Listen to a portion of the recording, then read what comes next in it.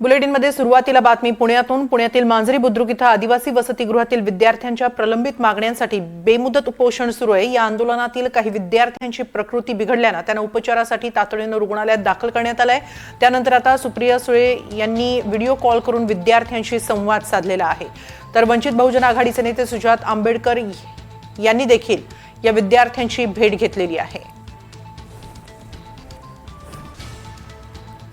पुण्यातील आदिवासी विद्यार्थ्यांना सुप्रिया सुळे यांनी व्हिडिओ कॉल करून त्यांच्याशी संवाद साधलेला आहे। त्यांच्या आंदोलनाबाबत, त्यांच्या मागण्यांबाबत सविस्तर माहिती घेतलेली आहे, तसंच प्रकृतीची विचारपूस केलेली आहे। तर विद्यार्थी आंदोलकांशी सुजात आंबेडकर यांनी देखील संवाद साधलेला आहे। विविध प्रलंबित मागण्यांसाठी या आदिवासी विद्यार्थ्यांचं आंदोलन सुरू आहे, बेमुदत उपोषण सुरू आहे। यात काही विद्यार्थ्यांची प्रकृती खालावल्याने त्यांना रुग्णालयात दाखल करण्यात आलं।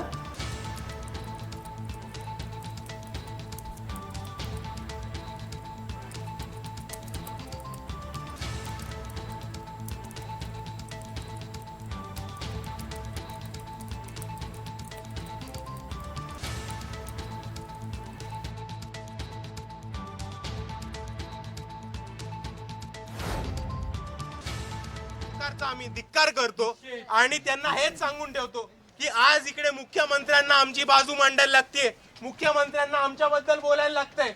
उईके मंत्री जे आहेत त्यांना मुख्यमंत्र्यांना आपला इश्यू घेऊन जायला लागतोय, कारण आज विद्यार्थ्यांनी आंदोलनाची भूमिका घेतलेली आहे। आणि आपण दिल्लीमध्ये दाखवलंय, नेपाळमध्ये दाखवलंय, झारखंडमध्ये दाखवलंय की जेव्हा इकडचा विद्यार्थी आंदोलनावरती उठतो तेव्हा सरकारला त्यांच्याशी बसायला लागतं, बोलायला लागतं आणि आपल्या मागण्या ऐकायला लागतात।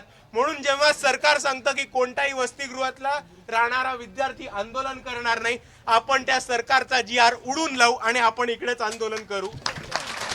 दरम्यान सरकारनं आंदोलकांशी चर्चेसाठी कोणाला तरी पाठवलं पाहिजे असं मत खासदार सुप्रिया सुळे यांनी व्यक्त केलेले। आदिवासींसाठी असलेल्या निधीचं आता काय झालं असा सवालही सुप्रिया सुळे यांनी व्यक्त केलेला आहे। मुलांशी चर्चा करा, सरकारनं त्यांच्याशी बोलावं असं मत खासदार सुप्रिया सुळे यांनी व्यक्त केलेलं आहे।